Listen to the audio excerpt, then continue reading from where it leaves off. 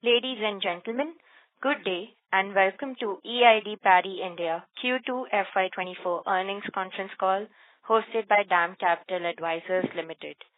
As a reminder, all participant lines will be in the listen-only mode and there will be an opportunity for you to ask questions after the presentation concludes.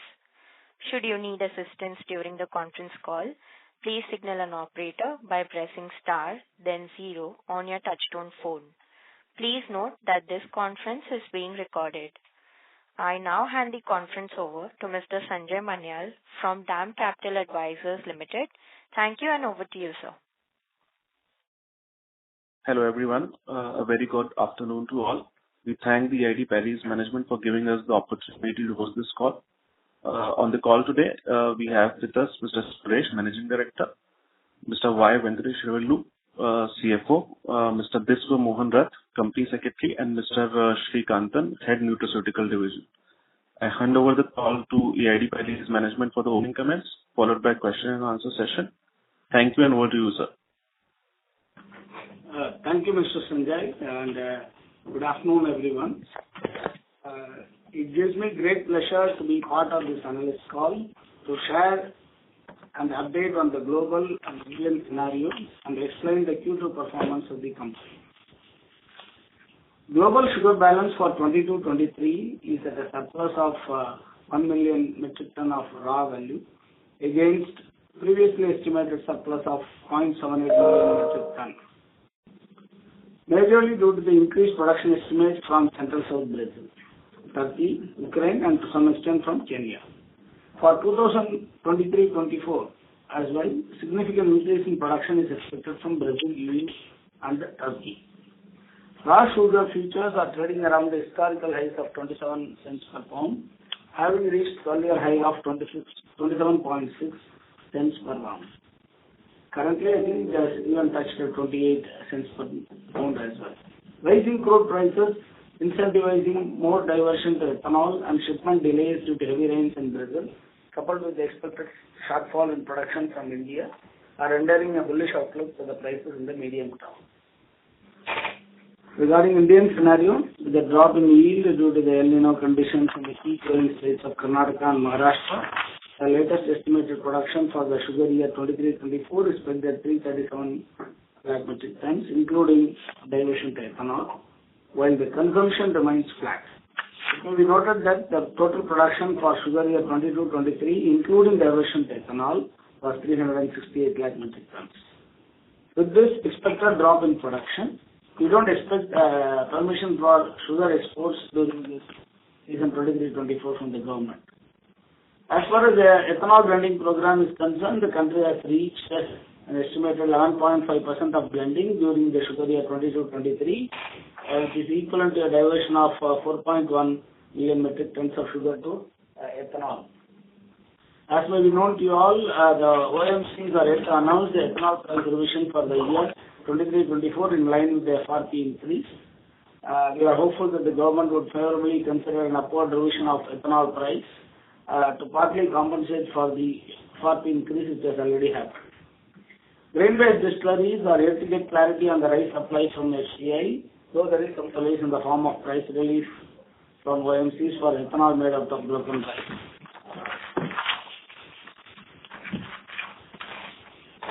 Now coming to Q2 performance, the standalone revenue from operations for the quarter ended 30th September 2023 was rupees 726 crores, registering a growth of 13% as against rupees 644 crores in the corresponding quarter of previous year. Earnings before depreciation, interest and taxes for the quarter ended was rupees 131 crores as against rupees 125 crores in the corresponding quarter of previous year.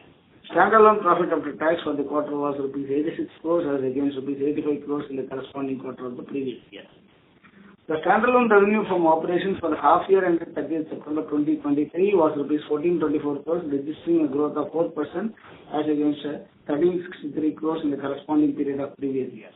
Earnings before depreciation, interest and taxes and before exceptional items for the half year ended was rupees 116 crores against rupees 136 crores in the corresponding period of the previous year. Standalone profit after tax for the half year ended was rupees 40 crores against rupees 98 crores in the corresponding period of the previous year. The profit after tax for the half year ended includes an exceptional gain of rupees. Actually, there is no exceptional gain in the current year, as against the rupees 44 crores in the previous year, on account of sale of properties relating to Puducherry Patavaithalai factories in the corresponding period of previous year. Sugar segment's performance for the current quarter has been lower as compared to the corresponding quarter of the previous year, mainly due to the export release order restrictions imposed by the government. However, on the positive side, this has been offset by increase in domestic volume to around 0.37 lakh metric ton in Q2 23-24 as against corresponding quarter of the previous year, coupled with the better domestic realization. Distillery segment has performed significantly better owing to increased volumes from expansions and better realization. Base FRP for sugar season 23-24 has been increased to 3150 per metric ton for a base recovery of 10.25%. The standard nutraceutical segment has registered a loss during the current quarter on account of the continuing certification issues in Europe. Now, I would request CFO Mr. Venkateshwarlu to take you through the data points. Over to you, Mr. Venkateshwarlu. Thank you, Mr. Suresh, and good afternoon to all participants. It is a great pleasure to be part of the analyst call and share the key information of the operational and financial performance of the company. I would like to share with you the key operating parameters of the segments. Sugar operations. The crushing operations at Nelikkuppam and Pugalur units are carried out for 80 days and 91 days respectively during this quarter. I would like to share the quantitative details as under. Crushing. Crushed about 8.54 lakh metric tons compared to the corresponding quarter of the previous year of 8.38 lakh metric tons. Recovery. The recoveries was 8.22% compared to the corresponding quarter of previous year, 8.86%. We produced around 70,000 metric tons during this quarter, against corresponding quarter of previous year, 65,000 metric tons. Cane cost. Overall cane landed cost rupees 3,155 per metric ton, and last year corresponding previous period was 3,062 rupees per metric ton. This is mainly on account of FRP increase impact from 2,900 to 3,050 rupees. Each segment-wise performance. Sugar segment. Sales volume for the quarter two, we did a sales volume of around 1.27 lakhs metric tons, and the previous year was 1.17 lakhs metric tons. Selling price. The average selling price was about 37.57 rupees per kg. Against previous year quarter, it was around about 36 rupees. We carried about 91,000 metric tons of sugar clothing stock. Revenue from sugar. Quarter two revenue was 507 crores in current quarter against corresponding period of previous year of rupees 464 crores, registering a growth of 9% as a result of better sales realization and increase in domestic sales volume compared to last year. All FRPs paid on time, no cane overdues as on today. Cogen operations. As far as the cogen operations is concerned, we generated about around 730 lakhs units against 30 lakhs units current quarter against previous year quarter, which was 716 lakhs units. We exported power about 362 lakhs units against previous year, which was 380 lakhs units. The average realization and of power 4.59 rupees per unit against previous year, which was 4.46 rupees per unit. Revenue for the quarter is 32 crores against previous year quarter, which was 28 crores. As far as the distillery operations is concerned, so we sold 304 lakhs liters current quarter against previous year quarter 231 lakhs. Out of 304 lakhs current quarter, 142 lakhs liters ENA, 160 lakhs liters ethanol. As far as the price realization is concerned, for the current quarter, we realized about 60 rupees 61 paisa per liter. Against previous year quarter, realization was 58 rupees 38 paisa. In quarter two, the distillery revenues was 190 crores compared to the previous year quarter of 141 crores. As far as the neutral business is concerned, the turnover from Indian operations were about 8.81 crores against 22.17 crores in the previous year quarter. At the consolidated level, the neutral business turnover was 57.77 crores against corresponding previous year, which was 73.21 crores. The refinery business. As far as the refinery business is concerned, operational revenue for the current quarter is 1,296 crores against previous year quarter 582 crores. Profit before tax for the current quarter is 13.59 crores against previous year quarter loss of 148 crores. Refined sugar production for current quarter 2.44 lakh metric tons against previous year quarter 97,000 metric tons. Refined sugar sales for the current quarter 2.66 lakh metric tons against previous year quarter 1.48 lakh metric tons. As far as the long-term loans is concerned, the current quarter 200 crores, the same as the previous year quarter, also 200 crores. As far as the short-term loans is concerned, current quarter outstanding is around 34 crores against previous year quarter of 327 crores. Thanks for listening to us. Now I leave the floor open for questions. Thank you, sir. We will now begin the question and answer session. Anyone who wishes to ask a question may press star and 1 on their touchtone phone. If you wish to remove yourself from the question queue, you may press star and 2. Participants are requested to use handsets while asking a question. Ladies and gentlemen, we will wait for a moment while the question queue assembles.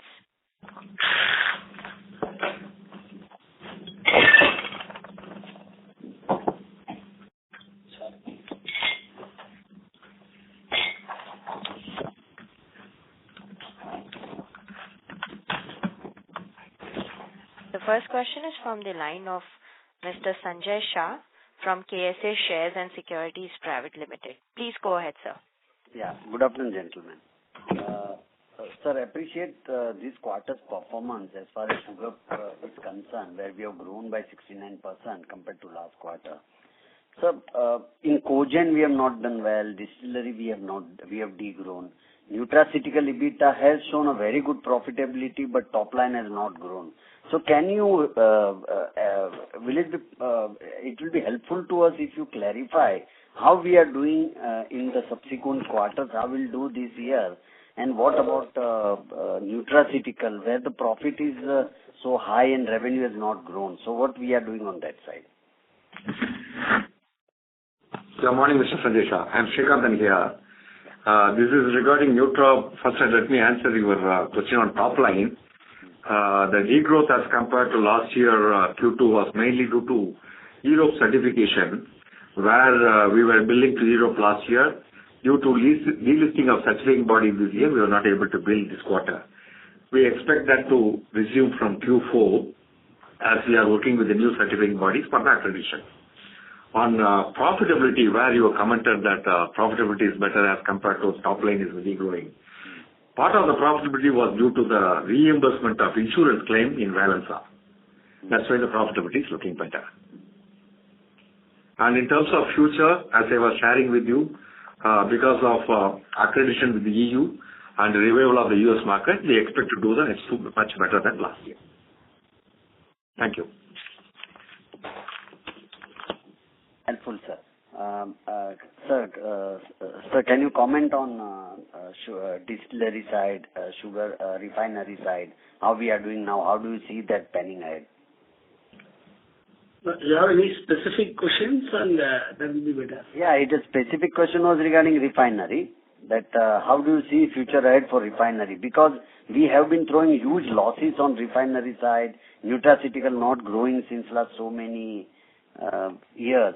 So what's the plan of the company? Is there any timeline where we would like to continue this, or may sell or may even shut down? Any probability on that side, sir? Actually, if you look at the refinery, I think against the previous year period of 157 crores, PBT in the quarter has been profitable for the refinery. And we expect this operating performance to continue in Q3 and Q4 as well. This is a going concern, and we are also, as we have mentioned in the earlier analyst calls, we are evaluating how do we augment the business in terms of certain capabilities. We have already intimated to the investors also in the previous analyst calls. Operational performance has been an all-time good, and that should continue. Regarding strategic partnerships, we have been communicating. That will take some time. It has to. We have to find the right set of people which will add value to the business. So we will not be able to comment on the timeline further. The moment it fructifies, obviously we will communicate to the investors. Okay, sir. Thanks. Thank you very much, sir. Welcome. Thank you. The next question is from the line of Mr. Gautam Dedia from Nalanda Securities Private Limited. Please go ahead, sir. Yeah, hi. So firstly, just because of the monsoons, what do you expect crushing to be this year compared to last year? I think the overall crushing is expected to be almost in line with the previous year. That is what we are looking at. Maybe there could be a marginal increase in states like Tamil Nadu, whereas other places, you know the monsoon-related challenges what had been there. So the acreages are intact. We have to see as we harvest how the yields are managed. It's all about the yield that is happening in the field. Okay, and so on your branded business, what would be the sugar sold in volume terms for the first half of this year, and what would it have been last year, first half? I'll just give you the exact details. Yes. Want the retail volumes, isn't it? Yeah. The branded FMCG, whatever. We must have grown almost close to 70% on the branded side on the retail. I didn't get you. The numbers, the exact numbers from you.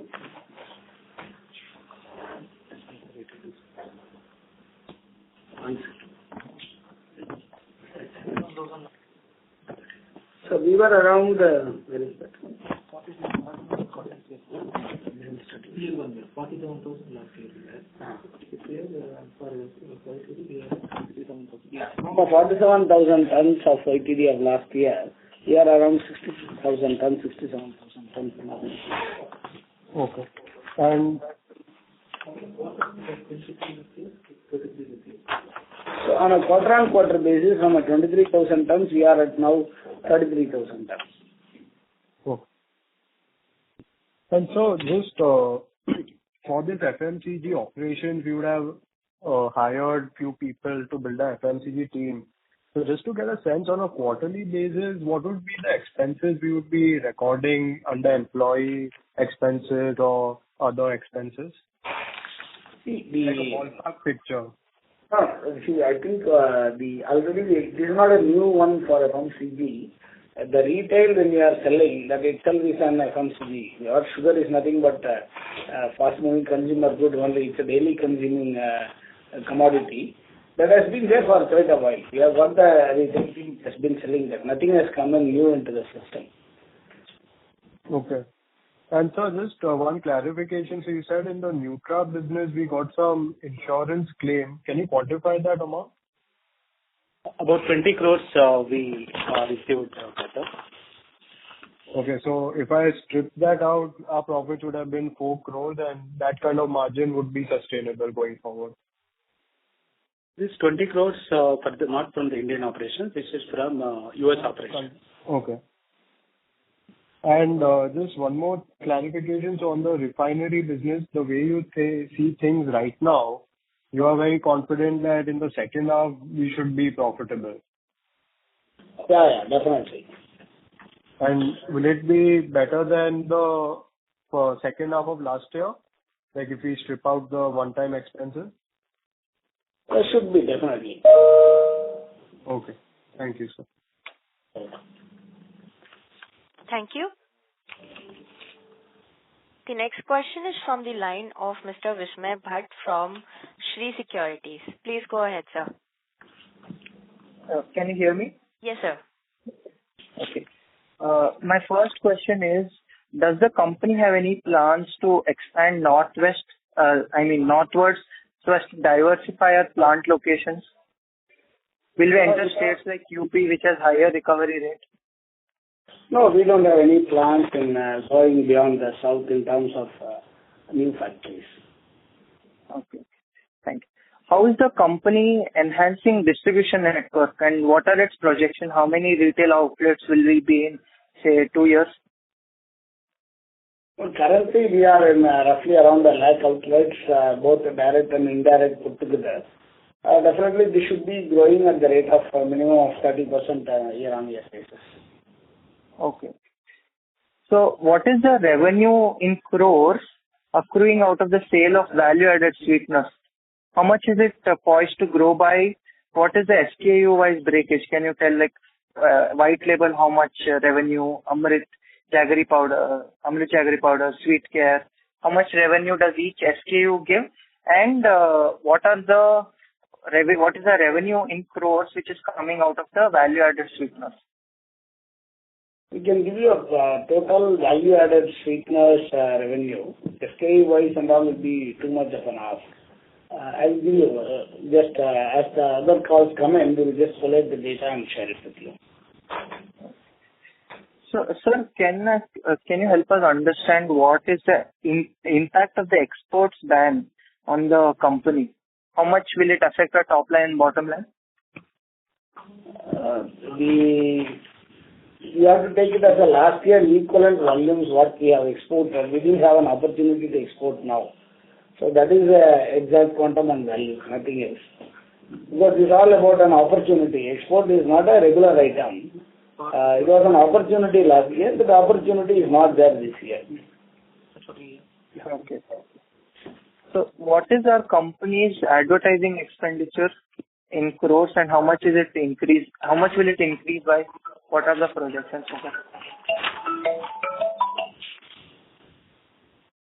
See, the advertisement, actually, as we go forward, as we venture into more and more of fast-moving consumer good items, beyond sugar, advertisement expenses will go up. Currently, EID is somewhere around 15-16 crores.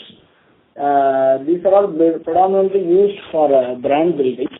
Must be a lot of ads in the south related to the products. New products getting into this. What you are asked about the value-added sweeteners, for that to be taken into the market, the ads have been there. And a lot of resources are being pumped in to build the brand Parry, which is going to be the foundation for the growth of the FMCG business. And these expenses will go up in the future as more and more products join the FMCG channel. Okay, sir. Sir, my last question is, we were thinking about entering the millets and the millets in Chennai, right? We did the pilot survey. What was the result of that, and are we going to venture into those millets and this one?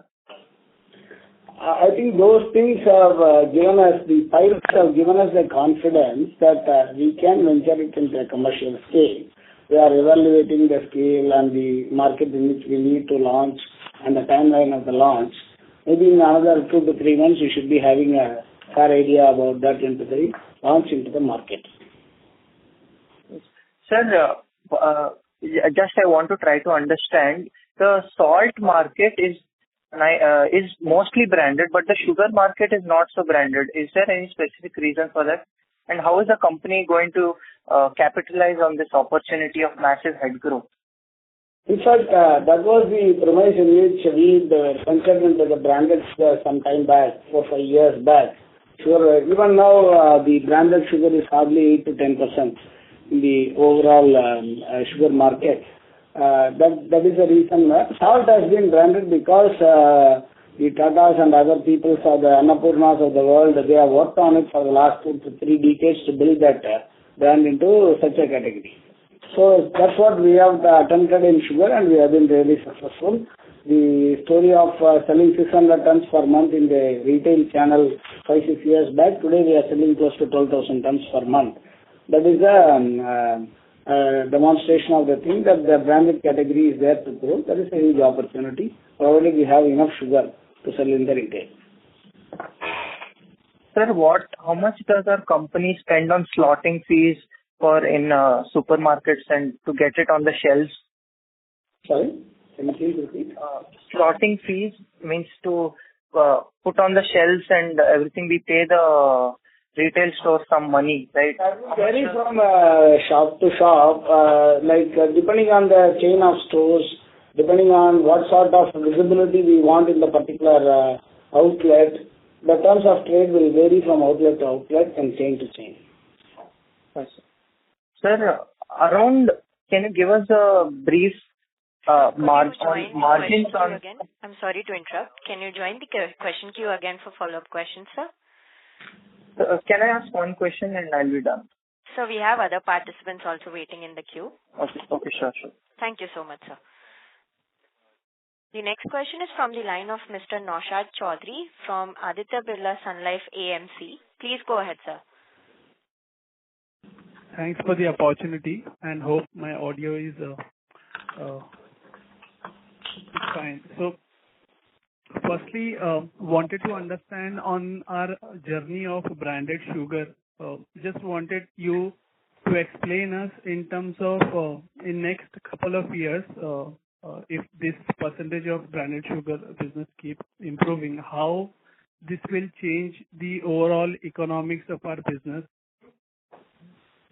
Yeah, thanks for the question. If you look at the Indian sugar market, the average per capita consumption is somewhere around 18 rupees per kilo. The consumption occasions are totally different. That is, one is at the home and another is at the on-the-go consumptions at hotels and restaurants, eating out and all those things. Predominantly the market, 65% of the sugar is getting sold in the institutional segment, where the institutions prefer a quality which is supplied by leading brands in the country, that is sold in bulk. The balance 35% is the retail sugar. Out of that universe of the retail sugar, around only 8 to 10% is the branded category, which was even lower in the earlier stages. Now with the consumerism going and consumers are becoming conscious about the hygiene, conscious about the quality of the sugar which is being supplied to them, there is more and more need for a branded sugar which is coming in. That is where the company has decided to launch brand Parry and then drive the retail consumer pack of the sugar. We have started with the base sugar, and then we have sugar at every price point. For example, if you go to a supermarket, there are unbranded sugar being sold in polycovers. We have got an equivalent price point level sugar also available, branded, trustworthy Parry sugar available for the customer. And then we go up in terms of the ladder. We have got at different price points, different quality of sugar for the respective consumer segment is available, going up to brown sugar, going up to jaggery, and then even for the health conscious people, there is a low GI sugar also is available. So that is the way the brand is being built, and from Parry we are offering the Parry stands for the trust, Parry stands for quality, hygiene, reliability, and that is what the customer is looking for.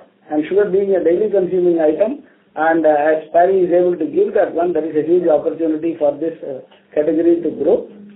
We only hope and wish that enough sugar is being made available for being sold into the market. Interesting. Actually, I was trying to understand from a profitability point of view. So today, if I calculate roughly on our EBIT, we get around 2.5 to 3 rupees on our sugar business.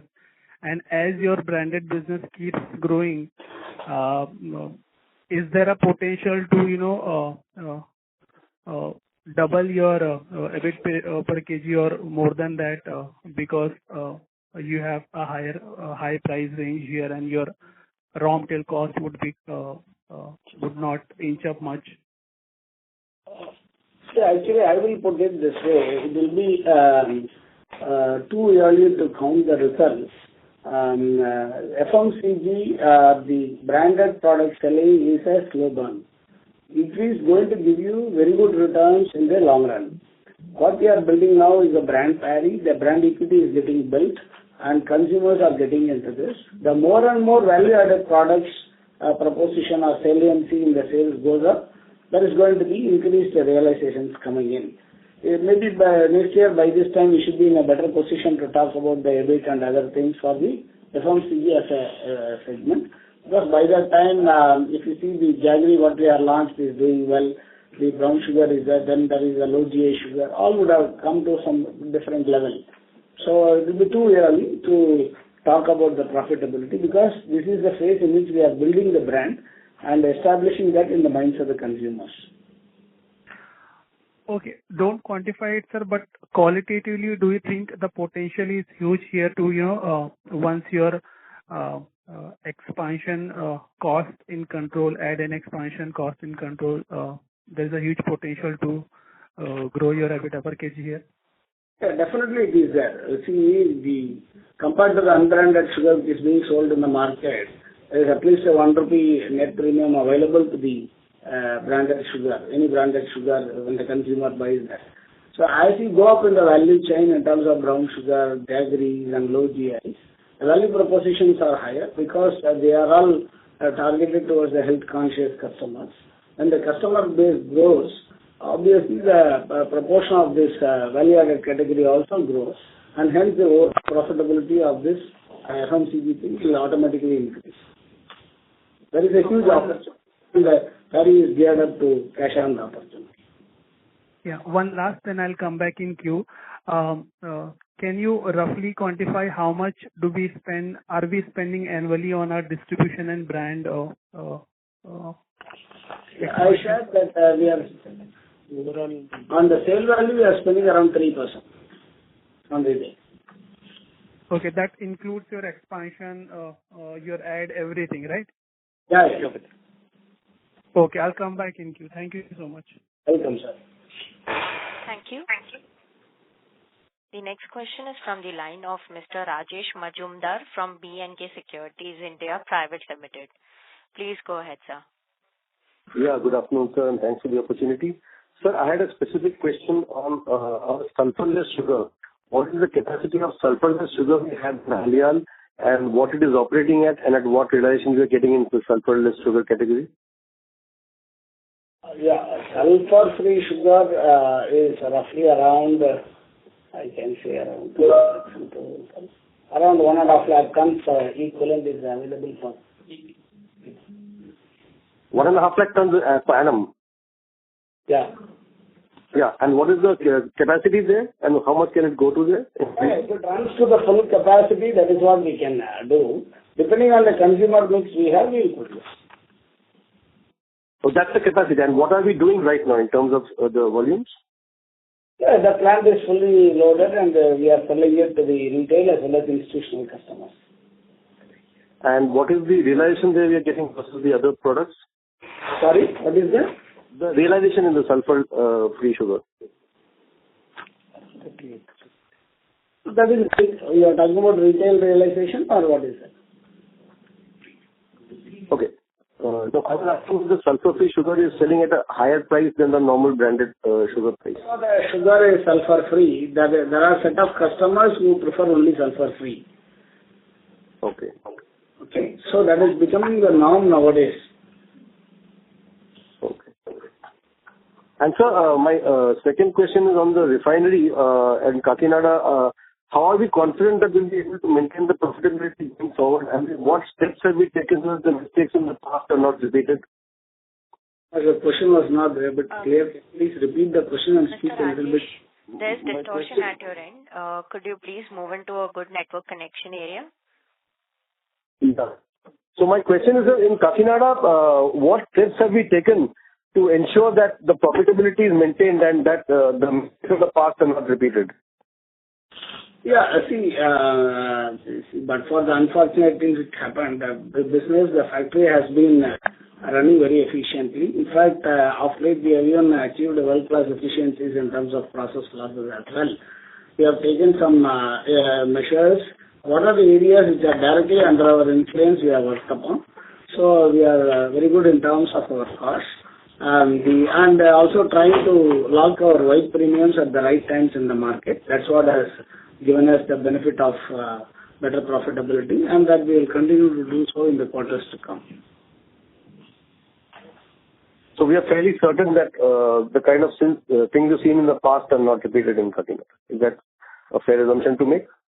We should be able to maintain the profitability.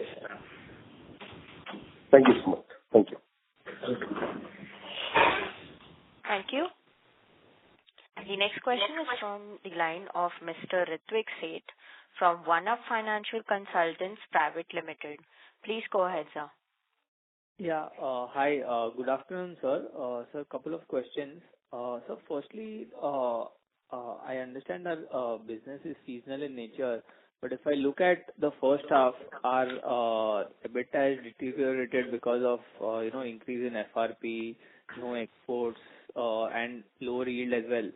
So, what do you expect for second half? Because generally, it is a half where we cover up as crushing goes on. So, what is the expectation for second half? Because exports will not be there as it looks like currently.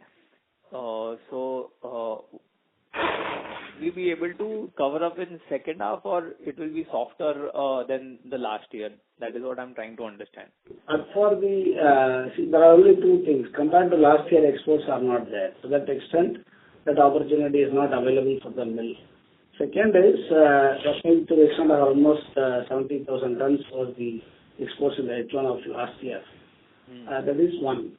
Second is, the FRP increase to that extent, there is a hit for all the sugar mills. But for that, in terms of volumes, you should be slightly better than the last year. And accordingly, performance also in terms of operating parameters, you should be in line with the last year. Should not be an issue. Okay. So all the expenses should be flat and exports will not be there. I'm saying the overall performance should be in line. That's what I mean. Okay, sure. Okay. And sir, my second question is on the FMCG. Couple of participants have also asked. So, would it be possible to share some update? Because in the previous annual report we have mentioned about getting into nutrition, food. So, if you can throw some light, how is it progressing? What kind of investments are we making? And if you can throw some color on that, that would be helpful, please. Yeah, thanks for the question. This FMCG model on sugar has been rolled out 5-6 years back, and it is doing well, as I have explained to you earlier. We have also gone up the pyramid in terms starting from the base sugar up to a lot of value-added sweeteners have been launched in the market. And we are already present in more than 1 lakh outlets. And this has given us the confidence, and the Parry brand is totally under-leveraged, and it has got a huge potential. And as I have explained earlier, it stands for a lot of things from a consumer's point of view. And we have taken some market trials, pilot trials in the other staples and other categories in terms of foods. So that is what we will be evaluating and then going into the market in the future. So maybe in the next quarter we will have some good idea about that. And definitely we are also bullish about that opportunity before us. And we'll be doing our homework and then getting into the market based on our homework. Okay. Yes, sir. And just a clarification, in the opening remarks you mentioned refinery debt is 235 crores, right? Which includes 200 crore long term and 35 long term. Yeah. Okay, great. Thank you, sir. Best wishes for the festival season. Happy Diwali. All the best. Thank you. The next question is from the line of Ms. Falguni Datta from Mansarovar Financial Services Private Limited. Please go ahead, ma'am. Yeah, good afternoon, sir. I just had one question. What is the cost of sugar what will be rather the cost of sugar for FY24? So our cost of production as of now, it will be around 32,000 to 33,000. And this will be before interest? Yeah, when you say cost of production, it will be excluding interest. And including depreciation, right? Yeah. Depreciation is included, right? Yes. Yeah, and along with it, I just wanted to know, given that the sugar prices have increased quite a bit now in the last, let's say, a month or so, So don't we see a significant improvement in profitability of the sugar division as compared to last year? The sugar prices have gone up. I think the FRPs have gone up prior to that as well already. So I think you may have to accordingly calculate. So you mean to say the increase is not, it's just offsetting the FRP, is it? Normally the sugar price increases, if you see historically, as and when the FRP increases, the market does not factor in the increase in terms of the sugar price. There is a lag of 12 to 14 months, and the entire price increase is not passed on to the trade. That is why government steps in the form of giving better prices for the ethanol which is being produced. In fact, I have said in the opening remark that we only hope that government will be favorably considering the increase in the ethanol prices. So that is the fallacy in the entire thing, that the sugar prices are not going up in line with the increase in the cost of the input material. Okay. Thank you, sir. That's all from my side. Thank you. Welcome. Thank you, ma'am. The next question is from the line of Mr. Kashyap from Broadview Research Private Limited. Please go ahead, sir. Yeah, hi.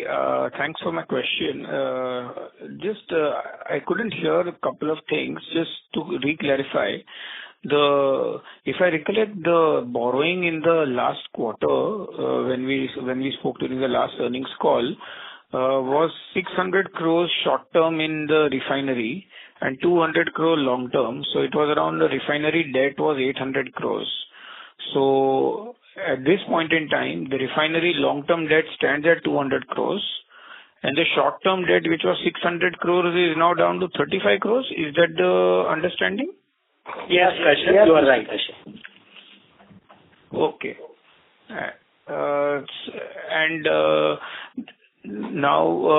And you also mentioned that we expect the Q2, Q3 to be sustainable. So I'm just trying to understand the profit that we made in this quarter, 39 crore.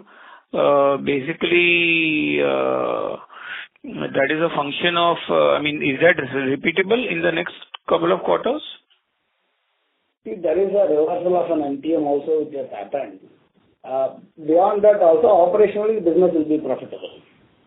Pardon me? Sorry, come again. See, the quarter 2 also includes a reversal from the MTM line item. Okay, that means the business has done well in terms of the trade desk as well. So going forward, the operational, but for the one-time reversals which have happened, operational also business will continue to be profitable. Okay, and in this year, if I recollect, Mr. Suresh, the refinery has to pay the long-term debts to the parent EID. So if we are profitable in the second quarter, third quarter as well, should we expect the 200 crores which is due from which is a loan given from EID to the refinery that they start getting the money? So will the refinery paying 100 crore this year or lesser? How should one think about it? I think there is I think the term is for 2 years. 2 more years are there for the. 200 is payable in 2020. That's what I'm saying. So 200 is payable by 2025. Of course, we will be continuously evaluating, because now the sugar prices are going up in the market. We have to see the requirements of the business for buying the same boat of sugar, which was 20 cents. Now sugar is 28 cents. You need that much of extra. This one, we have to see how the cash will be deployed. First is to ensure profitability of the business. Then the surplus cash will be used for paying off the debts. We have time up to 2025. We will take a judicious call as we progress. Understood. And just the debt that has gone down, basically it is, how should one think about it? It is basically a function of what, payables, or it is just inventory? How should one think about it? Kashyap, it is a combination of a couple of things. One is the If you recollect, in the June or somewhere, our trade desk margin money got released. That is the first thing. Second thing is also last quarter we had a good sales about 2.4 lakh metric tons, which we have sold it. So that is also got come into the system. Yes, what you said is correct, because there is some payable also would have been there. All these got contributed to reduce the debt of external debt. Okay. And should one think about that this, because this is pretty dynamic, right? So will this kind of a picture, sustain, or will the debt go up? I mean, how should one kind of just think about this business in terms of incremental borrowing? The working capital requirements will be a function of the quantum of inventory we can maintain or we need to maintain. So depending on this, if there is going to be an opportunity in terms of lower raws available on a landed cost basis, business will go in for some higher level of working capital loan and then secure that one. Because ultimately the performance of the business is the first one. If working capital is going to help us in getting better spreads by locking the raws at a lower price, we will go ahead and do so. Otherwise, we will remain lean on the inventory. Understood. And so lastly, on this Nutra thing, you said 20 crores was the reimbursement which came in, which is one time in nature. And if I look at difference between standalone PBIT and consol PBIT, it's a 25-26 crore profit, which basically is in the implies for Valensa. So is this 5-6 crore number, which is net of this 20 crore one time, sustainable on a going forward basis at Valensa? Yeah, Mr. Kashyap, the incremental 5-6 crores came from operational improvements in Valensa, and we were able to buy some of the raw materials at a competitive rate. So it should be sustainable. It should be sustainable. Great. And finally, if I may just slip in one last question, which is about the branded sugar. Could you just, maybe pull out what is the contribution? Say if we sold 127,000 tons of sugar, how much is the total branded sugar sales within this in terms of percentage of sales volume? And how should one think about it? What was it in, maybe a year or 2 years back, and how should one think about this progressively, maybe 2-3 years out, in your view? Yeah, see, I'll just share the statistics with you. What they are doing, sorry, I'm not able to hear you clearly. Yeah. Sir, you're not clear. No, 1 minute. Is it audible now? Yes, sir, please go ahead. See, the branded sugar, I'll give you the statistics in terms of what is the percentage and what is it going to be going forward. If I can say roughly out of the 3.5 or 3.6 lakh tons of sugar what we are going to sell, close to around 1.4 lakh tons will be on the branded sugar. Which, 1.4. Yeah, and if I have to equate it 5 years back, we were selling 10,000 tons on a base of around 4 lakh tons. Understood. So almost 40% would be branded sugar. Correct. And that incrementally over the next 5 years or next 3 years, can this be expected to be significantly higher, like 2/3 or more? I mean, where do you think we can take this up to in your view? Yeah, see, the opportunity exists. We have to see how much of sugar will be available to sell. We have to look at other ways and means of securing the sugar. That is how the branded retail will grow. Of course, still we have an untapped opportunity. What we are selling into trade is an opportunity for us to get converted into branded retail. First we will exhaust that, then we will look at that. And this 1.4 which you sell, for instance, whatever that, if 35-40% this quarter also should be the salience, which is 37.5 is your blended NSR. How much higher would be the NSR of this branded sugar? Would it be 39? Would it be 40? Would it be 38.5? What is the delta? And how meaningfully can that delta go up over the next few years? Yeah, see, it depends like this. For example, if it is a base sugar, the realization will be somewhere around 40-45 rupees. And for the other sugars, it will be somewhere around 60 rupees or so for the refined sugars and the superfine sugars. Jaggeries will be somewhere around 65 plus. Amrit will be around that. That is the realization what the company will be getting in. Of course, for the high value-added products, there are associated costs as well. But definitely the gross margins of these value-added sweeteners are definitely better than the base sugar. That's what is answered earlier. Currently, that spread is not visible in the profitability. So I'm just presuming that the delta right now is very minimal. So just wanted to understand what is that delta right now? Is it 1 rupee higher, 2 rupee higher? At the total, somewhere around 1 to 2 rupees because most of the things is currently on the base sugar. Right.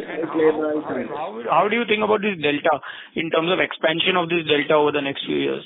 The delta will improve based on the value-added sweetness saliency in the overall portfolio. That's where the new sugars like your brown sugars of Amrit, then we have the jaggeries or low GIs.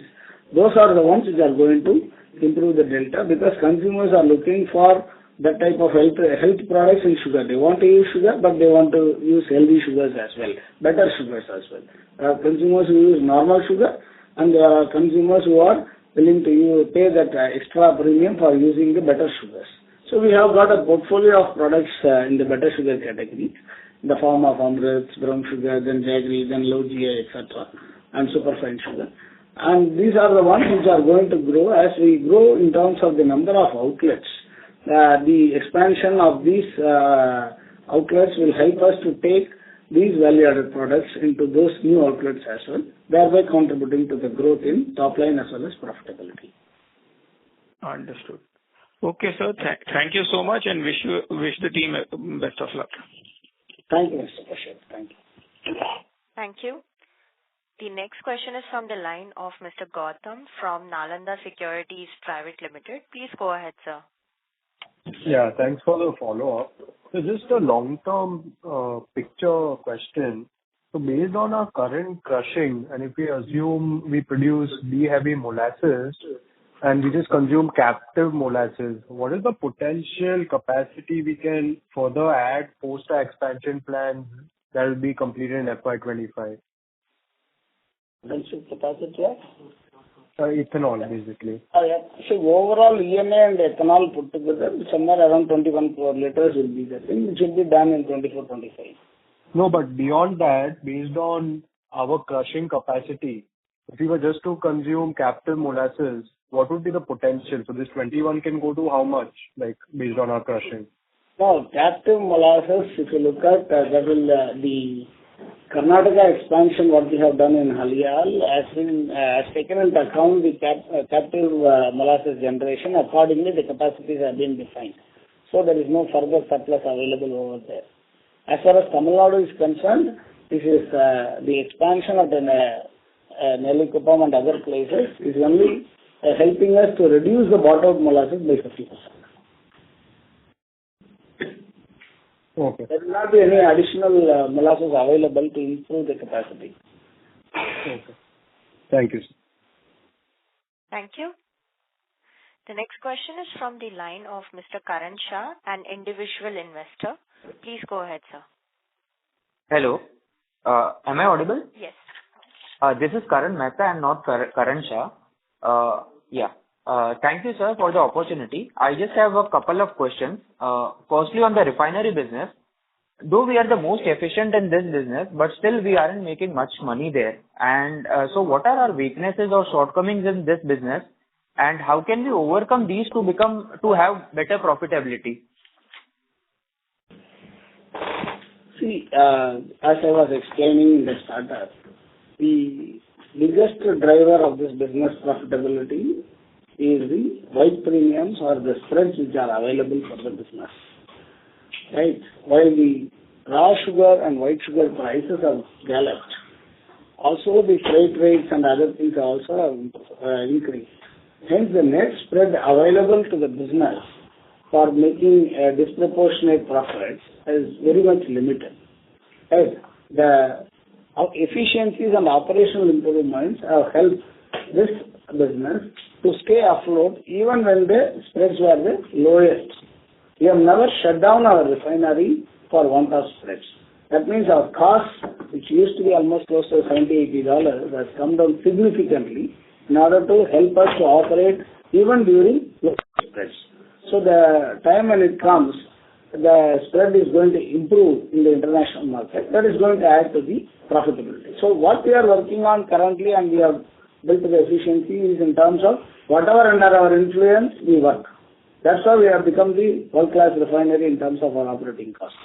We are now hoping that the markets will improve, the spreads will improve, so that we'll make better margins and better profits. Okay.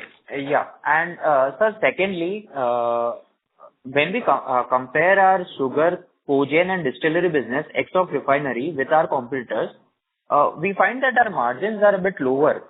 So what are the reasons for the same, and what steps are we taking to have better margins going ahead? Which are the competitors you have compared? I don't know. So specifically, it is Banari Aman Sugar, but even some other competitors have slightly have got better margins than us. No, actually, we continuously focus on our costs because there are recoveries only which is going to make the difference in any sugar factory. Right? A factory in the coastal has got a less than 9% recovery compared to a factory which is in the interior, which is having 11% recovery in the same state as Tamil Nadu. So there is a crushing capacity, there is a cane availability, then there is going to be the recovery. All these factors will decide the conversion cost or the total cost of sugar for any particular sugar mill. I think it is important to look at it from that perspective. Given the fact that we have certain command area and certain location and the recoveries, we will try to optimize and bring down the cost and operate at the most efficient manner possible. Okay. So H2 seems to be better for all these three divisions. Yeah. So that it would be in line with like last year. Yeah, it should be. And we have to discount the exports and the related thing which are there last year and which is not in the current year. Okay. And sir, just following up on refinery, you have brought in several cost efficiency measures, and that is very great. But do we expect spreads to go even further down? And what would be our profitability in that scenario? The spreads will, in my assessment, spreads have already touched the bottom some maybe few months back itself, or last year or so. I don't expect it to go down to that level. Once spreads narrow down to a level in which you cannot even break even at the variable cost level, then all the refineries will shut down, which itself will take up the white premium to a next level, and the spreads should bounce back. That's how it will operate. It's not operating at a loss at the variable cost level. Automatically, the supply of refined sugar, the refined sugar market in the world is maybe around some 20-25 million tons compared to the total sugar of 180-190 million tons. So we have all the refiners decide to shut down, automatically white premiums have to go up. So that's how the demand supply will work. Okay. Yeah. Fine. Thank you, sir, for all the clarifications. Yeah. Welcome, sir. Thank you. The next question is from the line of Mr. Naushad Chaudhary from Aditya Birla Sun Life AMC. Please go ahead, sir. Thanks for the opportunity again.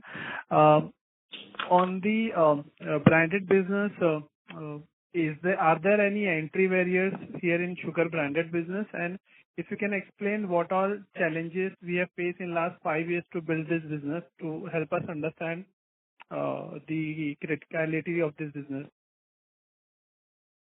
I think I explained this also earlier.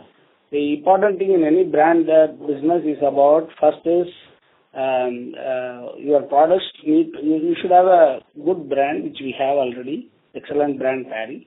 You need to build the brand and make it visible and in the minds of the consumers. That is the important thing as we have been doing it. To support that, we need to have a range of products which the brand has got a portfolio to offer to the consumers. We have done that as well.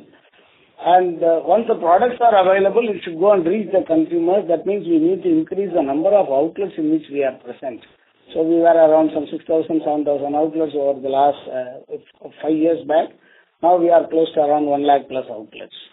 So, and we need to sustain this. We need to continue to build the brand, continue to offer the quality quality products to the consumers, and increase the reach in the future time frame in terms of increasing the number of outlets in which we are present. That should help us to grow the business further.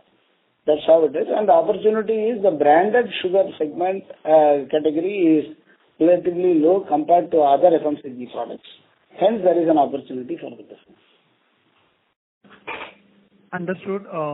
From an operating leverage point of view, what do you think at what scale the branded business should start, contributing meaningfully to your EBITDA?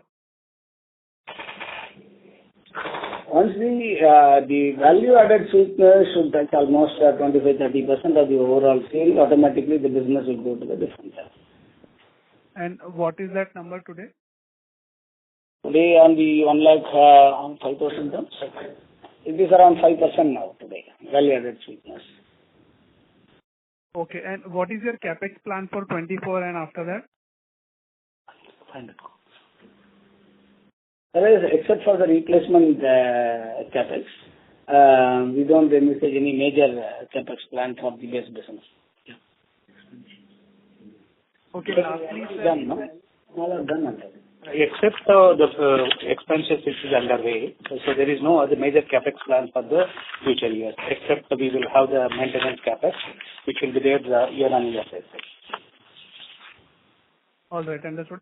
And I hope there is no cap. So if at all you want, you can shift your entire business to entire sugar to a branded business. Or is there any cap that you have to sell it to XYZ channel? No, currently we are present in the trade channel, institutional channel, and retail channel. So, as I explained earlier, the first shift will be to reduce the trade and then convert them as retail channel. After that, the next level will be, if retail is going to be that much profitable, the relatively lower profitable institutional customers, we may have to log off and then we may have to start building the retail business. Understood. Thank you so much and all the best for the future. Yeah. Thank you. The next question is from the line of Mr. Aman Shah from GT Investments Private Limited. Please go ahead, sir. Yeah, hi. Thank you for taking my question. So just I had one question on our sugar business. When we see our profitability for H1 compared to our competitor, Bannari Amman, mainly, which is in Karnataka, Tamil Nadu. In H1, we see widely different profitability. Can you help us understand what are the drivers for this?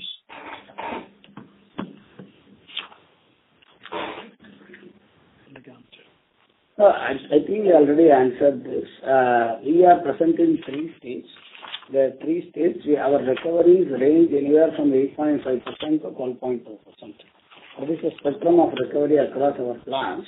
So the combinatorial effect of this will have an impact on the profitability. So it will not be appropriate to compare one particular mill with one set of 6-7 mills combined together with the range of recovery. Okay. The only reason was like for full year of last year, FY23, recovery was higher than Bannari Amman. So we just thought like, can there be any other thing on this? I'm not able to get your question. Can you please repeat? So recovery for last year for us was somewhere around 10.6% compared to what Bannari Amman was having is 9.5%. So. And also we have got so many establishments, integrated distilleries which are there. Recovery is in one component of that. I don't know how many distilleries Bannari has got along the sugar plant. So there is going to be a product of the recovered sugar getting converted as molasses, then we have storages for molasses, then we have got an investment from distilleries. Distilleries produce alcohol. There is operating cost for that. There is a fixed cost for that. There are so many things. The recovery may be taking as one single factor in comparison may not be appropriate in our viewpoint. Okay.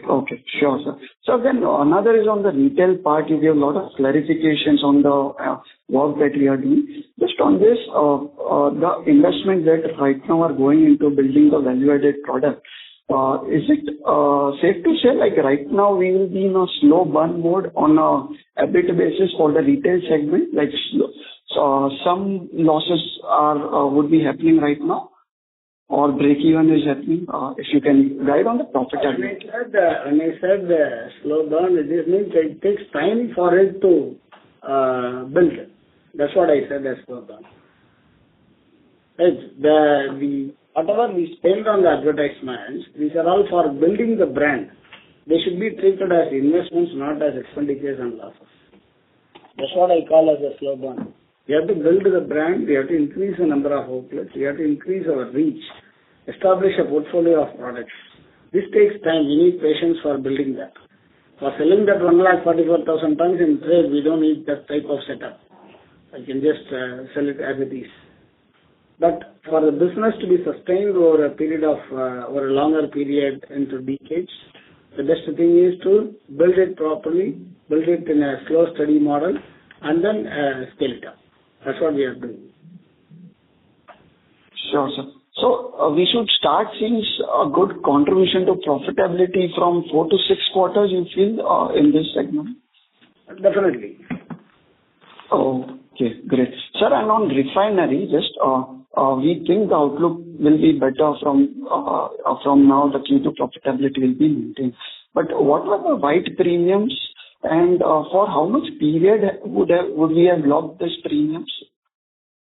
See, as of now, for running the refinery for this financial year, we already locked our premiums. That's why I have been saying that we should be running better in the H2.